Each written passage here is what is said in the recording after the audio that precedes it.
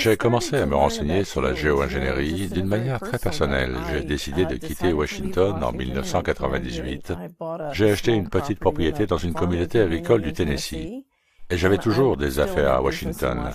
Et donc, je faisais des allers-retours entre le Tennessee et Washington.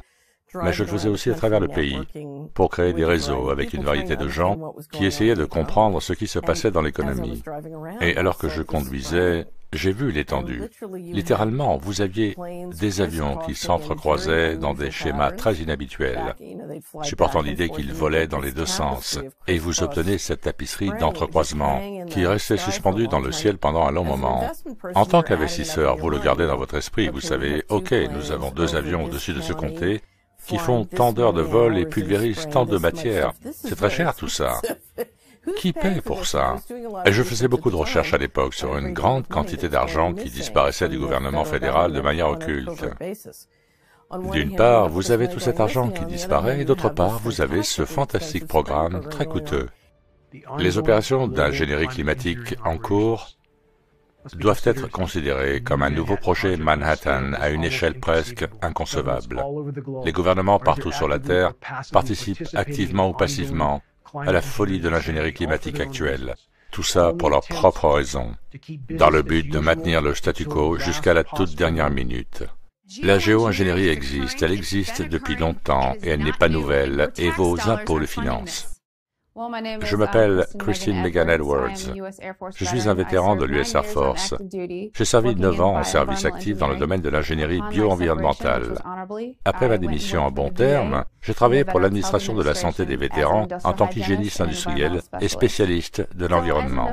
En tant qu'hygiéniste industriel, mon travail consistait à protéger les gens de choses telles que les métaux lourds, cancérigènes et les matières dangereuses. Et à travers cela, tous les articles qui arrivaient sur les lieux de travail étaient approuvés par le formulaire 3952 de l'armée de l'air, ce qui signifie une acquisition de matières dangereuses. Donc pour qu'un produit chimique puisse être amené sur la base, il devait être lié à une tâche spécifique. Si du personnel peignait des avions, nous savions où cette peinture allait et à quoi elle était utilisée, et tout ceci au nom de la responsabilité. Donc quand vous commencez à trouver des composants entrant dans la base que l'on essaie de retirer de celle-ci et de les éliminer par différents procédés industriels, c'était un signal d'alarme pour moi et cela m'a poussé à faire mes propres recherches. Je me suis souvent demandé, vu le nombre important de personnes de toutes les branches de l'armée qui travaillent dans un centre de recherche, pourquoi ils ne se manifestaient pas. Je pense que beaucoup de gens ne font pas le lien entre les deux. Je n'aurais jamais compris pourquoi ces composants étaient amenés sur la base si je n'avais pas entendu parler de la géo-ingénierie. Donc souvent, je pense que les gens soutiennent une opération, mais n'ont pas vraiment vu l'information extérieure pour comprendre pourquoi cela se passe et réaliser à quel point l'argent des contribuables est dépensé dans des opérations militaires, que ce soit en temps de paix ou en temps de guerre, et pour constater l'énorme coût pour soi-disant réduire les risques qui affectent la santé humaine et l'environnement. C'est une contradiction totale avec le fait que l'ingénierie géopolitique utilise des exemptions en temps de guerre pour ne pas être citée par le PA. C'est un énorme gaspillage, c'est une fraude et un gaspillage de la part du gouvernement américain. Et le fait que cela soit autorisé à continuer est pour moi incroyable. Je pense que c'est l'une des choses les plus dangereuses et diaboliques qui nous soit jamais arrivée. La chose la plus dangereuse à part un cataclysme nucléaire. Donc je le prends très au sérieux. Et nous ferons tout ce que nous pourrons pour essayer d'exposer le problème et d'encourager les gens à faire de même.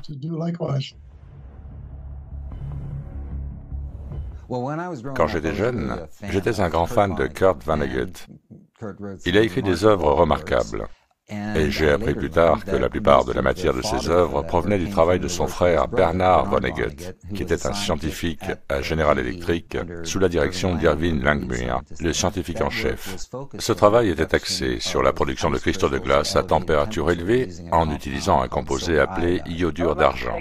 J'aimerais vous emmener dans le laboratoire et vous montrer quelques-unes des expériences qui nous ont conduites à mener des expériences en plein air et à la transformation des nuages en neige. Voici quelques-unes des photos que j'ai prises, qui ont été produites dans le laboratoire. Voici une photo du premier nuage que nous avons ensemencé en novembre dernier, en mettant de la glace sèche provenant d'un petit distributeur placé sous l'avion. Dans de nombreuses conditions, bien sûr, de fortes tempêtes de neige seront générées de cette manière. La nature a enfin permis de faire quelque chose pour le temps.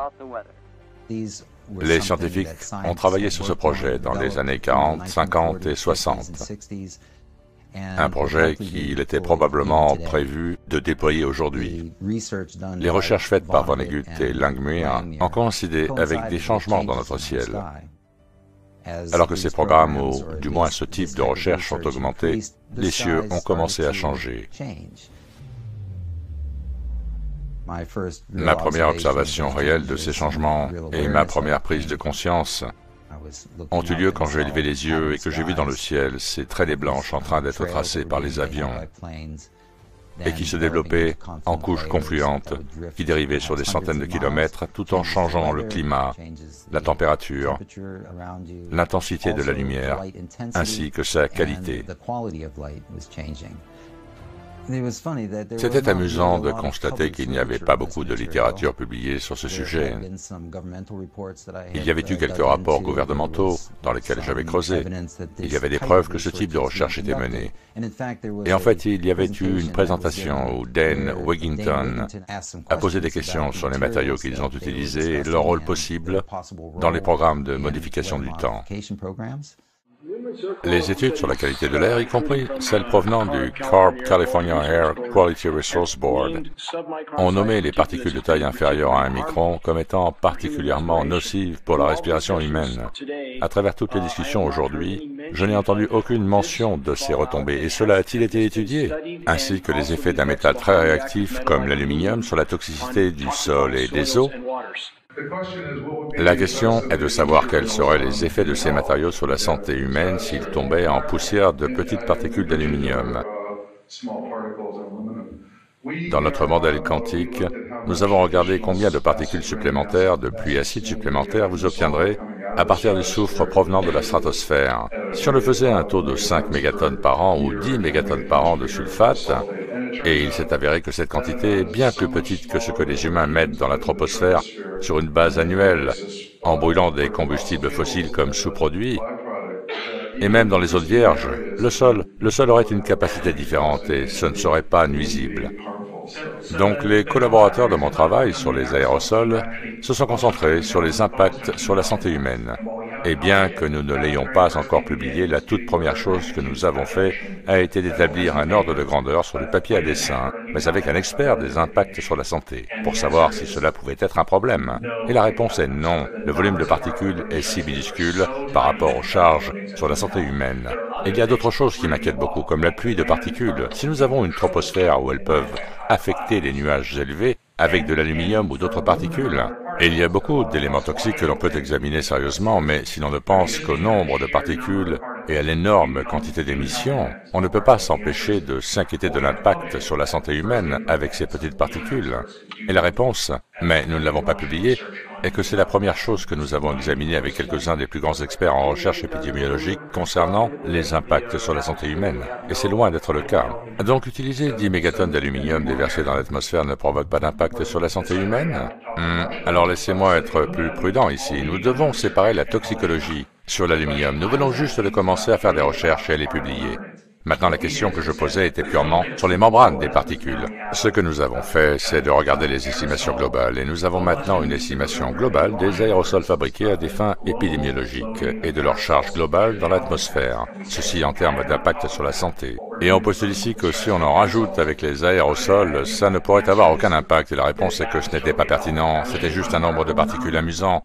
Nous n'avons rien fait de sérieux sur ce sujet pour produire une réponse éclairée. Par conséquent, il pourrait y avoir quelque chose de terrible que nous trouvons demain.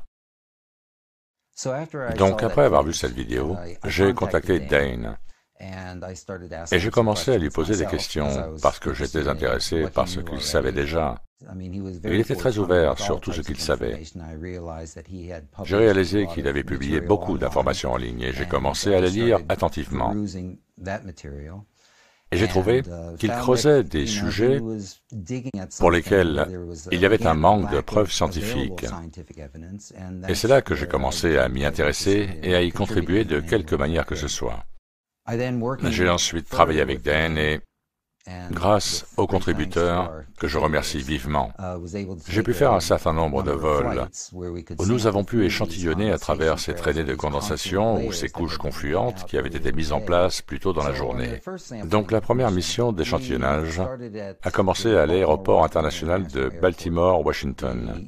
L'Université du Maryland possède un Cessna bimoteur qui est un laboratoire volant.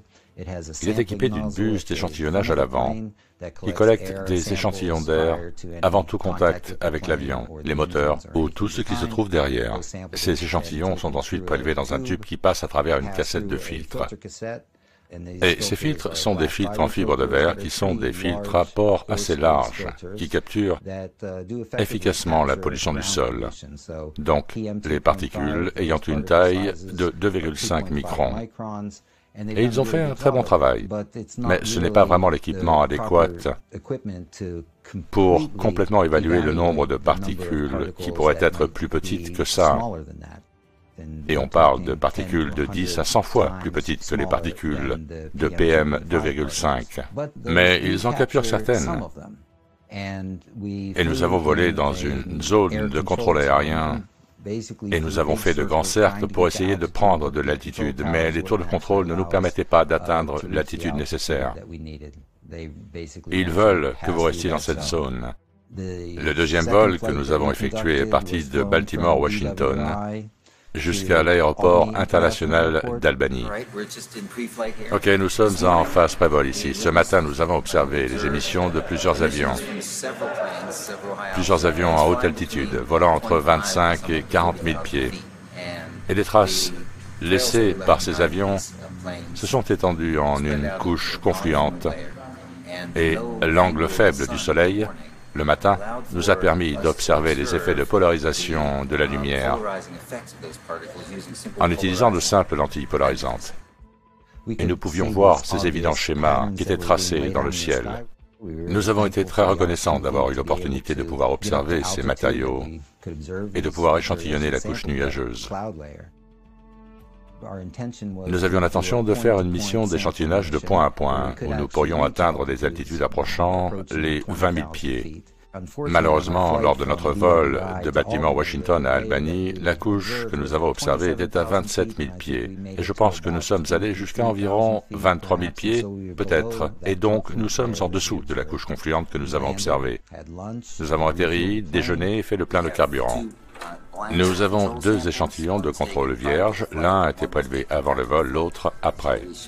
Nous devrions avoir à nouveau deux échantillons aveugles, et en fait, trois échantillons, l'un pendant la montée, l'autre pendant le vol en palier, puis une légère montée de 17 000 à 21 000, puis on change de filtre et on prend un autre échantillon, un troisième en descendant. Et ensuite, sur la mission de retour, nous avons remarqué que cette couche de nuages était descendue de 25 ou 27 000 pieds à environ 17 000 pieds. Donc nous pouvions facilement l'atteindre. Et nous avons prélevé des échantillons sous la couche nuageuse. Et je dis nuageuse, je veux dire une couche induite. Nous avons échantillonné à travers cette couche confluente et au-dessus d'elle.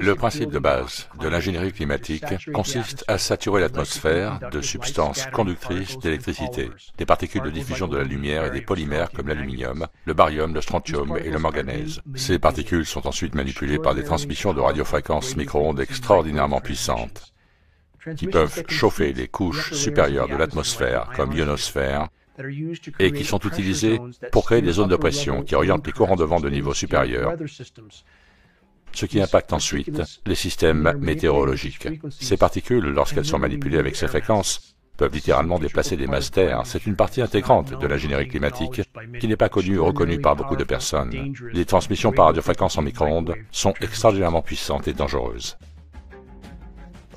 Les champs électromagnétiques sont des sources d'énergie et elles vont interagir avec l'humidité de l'air, ou celle de notre corps, ou quoi que ce soit de ce genre. Et il n'est donc pas du tout surprenant de trouver un certain mouvement en relation avec l'exposition de la météo aux champs électromagnétiques. Quand vous avez des choses comme HAARP qui peut envoyer des ondes électromagnétiques dans la colonne d'air, si vous envoyez des fréquences plus basses, vous pouvez calmer et refroidir, ou vous pouvez exciter et réchauffer. Donc, il y a un contrôle complet de la température dans l'environnement.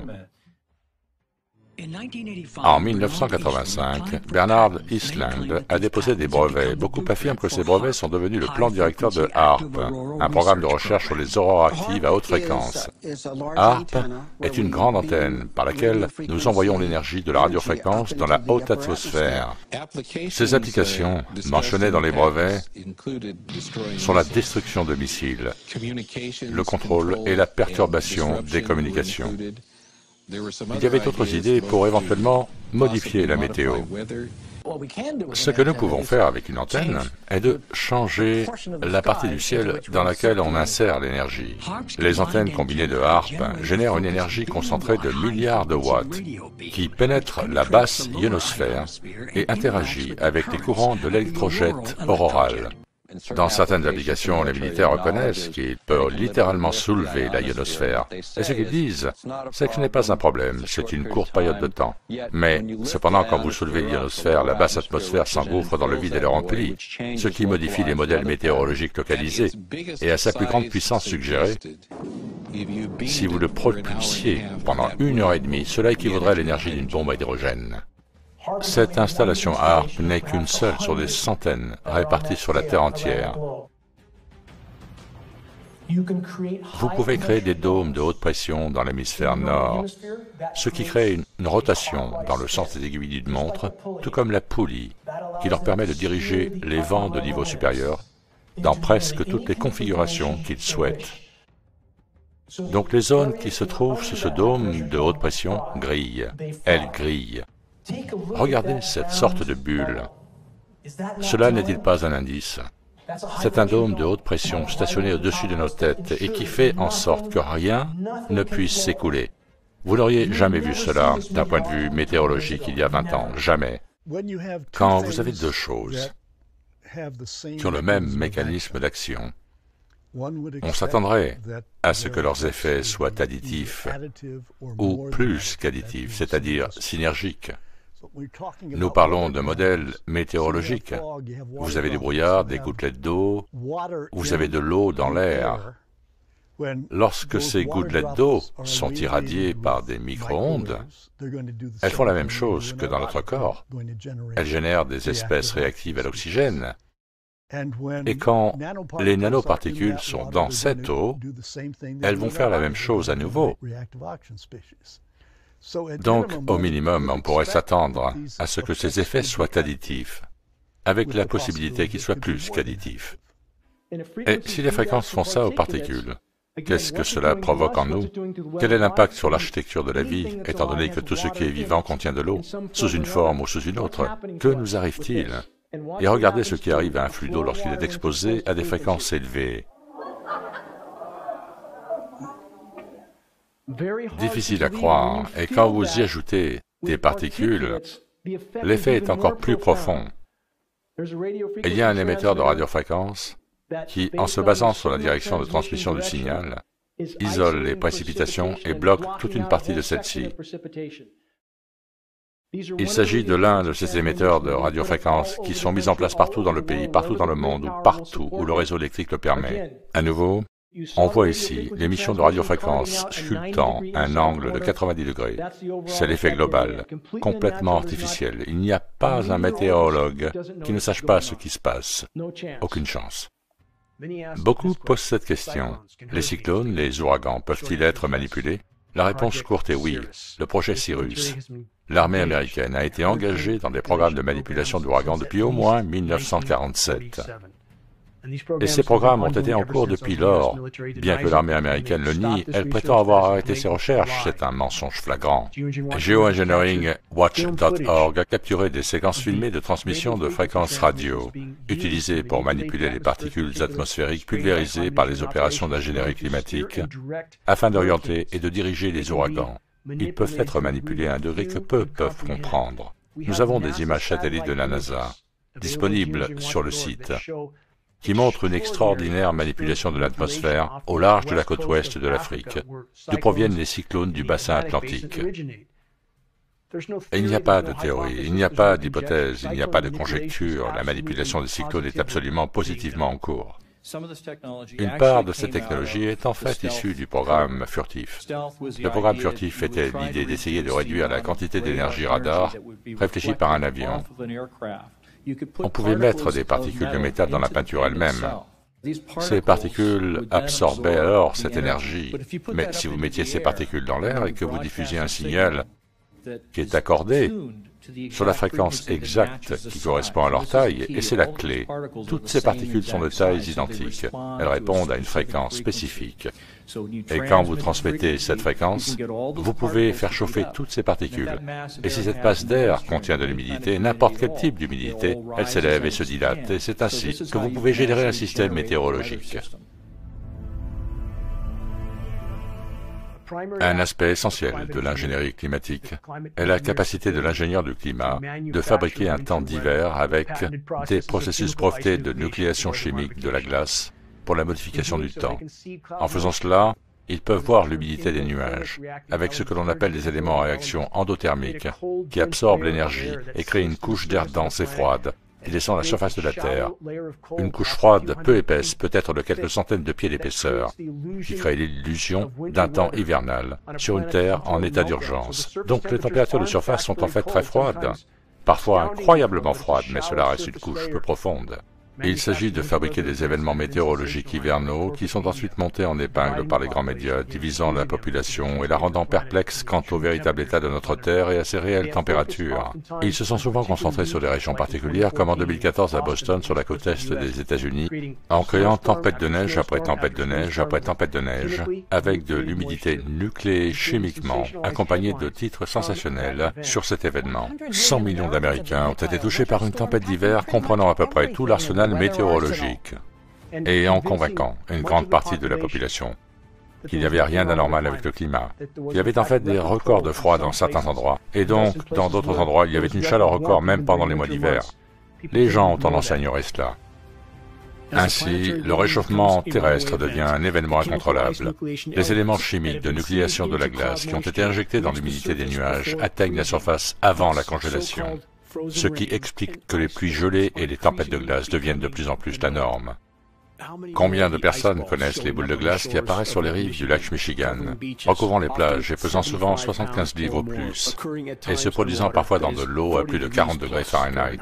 Comment cela peut-il se produire? Grâce à la nucléation chimique de la glace. Ce n'est rien de moins qu'une guerre météorologique hivernale avec des accumulations de glace destructives provenant de cette nucléation chimique, de l'encensement des nuages produisant de la neige dangereusement glissante et gelée. Les matériaux qui contiennent des tensioactifs sont utilisés dans des opérations d'ingénierie climatique de nucléation chimique de la glace et d'encensement des nuages afin de réduire la coagulation des particules, c'est-à-dire d'empêcher les éléments du génie climatique de se coller ensemble et de former des particules plus grosses qui descendraient plus vite vers la planète, ce qui ne serait pas favorable au scénario de guerre hivernale.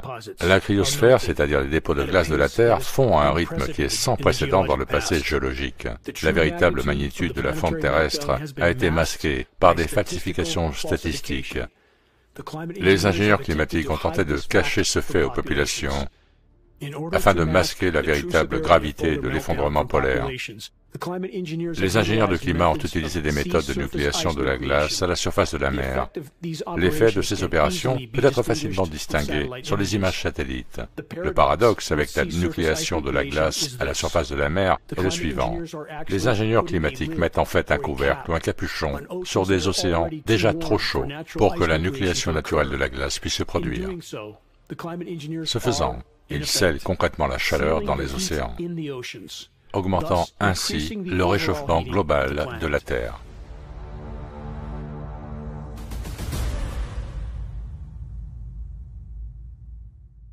Voici un autre grand spécimen de chêne noir. C'est la mi-février. Il a déjà ses feuilles.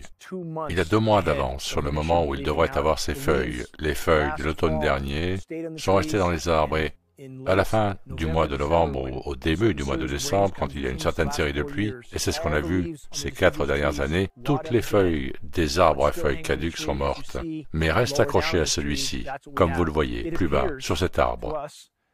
Il nous paraît qu'une sorte de défoliant est utilisé dans le mélange de pulvérisation de l'aérosol, et nous savons que les producteurs de fruits ont utilisé ce type de méthode pour mettre leur verger en dormance pendant des années, parce que les températures ont progressivement augmenté. Les défoliants enlèvent progressivement le feuillage ou les feuilles de la plante. Une semaine après la pulvérisation du défoliant, les plantes deviennent sèches et presque sans feuilles. La défoliation est une manœuvre destinée à éplucher les feuilles des plantes qui servent de couverture aux Viet Cong qui tentent des embuscades aux convois de ravitaillement et au mouvement des troupes alliées. La décomposition de la litière du sol forestier, c'est-à-dire des matériaux organiques qui le composent, les feuilles, les aiguilles de pin, les brindilles et le bois, est aujourd'hui presque inexistante. Le microbiome du sol a été dévasté. Les systèmes racinaires des arbres et de la flore forestière sont en train de mourir, tout comme les couronnes des arbres. La contamination par le génie climatique ne tue pas seulement les sols, les micro-organismes du sol, mais elle provoque aussi l'arrêt de l'absorption des nutriments par les arbres, ce qui entraîne une mort lente et prolongée de la forêt. À cause de l'effondrement de la couche d'ozone, les radiations UV intenses provoquent la fermeture des stomates, les orifices respiratoires des arbres. Donc les arbres ne respirent pas, ne peuvent pas se nourrir, ils sont simplement en sommeil. La forêt n'a plus l'odeur d'une forêt, parce que les arbres ne respirent plus. Même au printemps et en été, de plus en plus d'arbres n'ont plus de croissance. Ce qu'il reste est un silence stagnant, des forêts sèches, mortes et mourantes, qui ne sont qu'à une étincelle de l'incinération totale. Chaque personne à qui j'ai parlé jusqu'à présent m'a dit qu'elle ne savait pas pourquoi elle faisait ce qu'elle faisait, qu'elle brûlait différemment, qu'elle brûlait de manière plus agressive que par le passé. Et je sais que nous disons ça chaque année, mais c'est sans précédent. Elle brûle dans toutes les directions en même temps. Le plus grand facteur qui crée les conditions de ce type d'incendie sans précédent partout dans le monde, c'est le génie climatique. Pourquoi? Parce que le génie climatique perturbe le cycle hydrologique, c'est-à-dire le cycle des pluies. Le génie climatique détruit la couche d'ozone, ce qui a pour effet de bombarder les forêts de radiations UV incroyablement intenses, les détruisant de haut en bas. Le génie climatique ionise l'atmosphère et la rend plus conductrice d'électricité, ce qui facilite l'apparition d'éclairs plus secs, provoquant encore plus d'incendies. Le génie climatique recouvre le feuillage et le sol des forêts d'une poussière hautement incendiaire, faite de nanoparticules d'aluminium, de polymères, de barium, ce qui augmente encore plus l'inflammabilité de la forêt. Dans toutes les directions possibles et imaginables, le génie climatique est le plus grand facteur de causalité dans l'apparition de ces feux épiques qui dévastent les forêts du monde entier. L'équilibre de notre planète a été complètement rompu et il existe maintenant des boucles de rétroaction qui ont été déclenchées jusqu'à 50 fois. Une fois qu'un domino tombe, ce domino en renverse un autre plus grand et encore un autre plus grand et le processus continue. Et c'est ce qui se produit actuellement sur la Terre. Et nous avons maintenant du méthane qui s'échappe du sol et monte dans l'atmosphère, provenant des dépôts d'hydrates de méthane autrefois gelés, partout sur la Terre, dans la toundra sibérienne et sur le fond de la mer Arctique. Rien n'y échappe, et cela s'élève dans l'atmosphère, recouvrant la Terre comme une couche de verre. Le méthane, sur un horizon de 10 ans, est de 100 à 120 fois plus puissant que le CO2 comme gaz à effet de serre. Il y a assez de méthane dans ces dépôts pour transformer notre Terre en Vénus plusieurs fois, et il est libéré en ce moment, dans l'ingénierie climatique, pour tenter de masquer ce qui se passe, ce qui a en fait alimenté davantage de processus. L'ingénierie climatique modifie les niveaux supérieurs de l'atmosphère, qui à leur tour modifie les courants océaniques. Nous avons maintenant de l'eau chaude qui est pompée dans l'Arctique à des endroits où elle ne devrait pas l'être, provoquant des explosions massives de méthane qui doivent être vues pour être crues. Elles peuvent être vues lorsqu'elles se produisent sur les zones terrestres comme la toundra sibérienne, des cratères massifs qui ressemblent à ceux d'une guerre nucléaire massive.